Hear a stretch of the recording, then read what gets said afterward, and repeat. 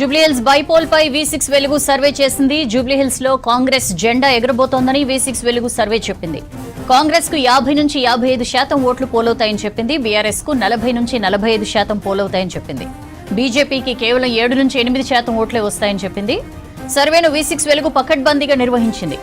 Details తెలుసుకుందాం. వెంకట్ మనతో live లో జాయిన్ అవుతున్నారు. వెంకట్, ఎగ్జిట్ పోల్ సర్వేలు చూస్తే ఆల్మోస్ట్ నెక్ ఆన్ నెక్ ఇద్దరి మధ్య పోటీ జరిగినట్లు క్లియర్ గా అర్థమవుతుంది మనకి. ఆల్మోస్ట్ బీజేపీ పెద్దగా ఏమీ రేస్ లో లేనట్లే కనిపిస్తోంది. ఏంటి ఇన్డెప్త్ అనాలిసిస్ ఏంటి?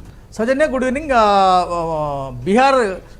బీహార్ ఎన్నికల సంబంధించి ఉత్కంఠ ఉందో లేదో కానీ తెలంగాణ, హైదరాబాద్, ముఖ్యంగా జూబ్లీహిల్స్ బైపోల్ మీద తీవ్ర స్థాయిలో ఉత్కంఠ నెలకొంటుంది.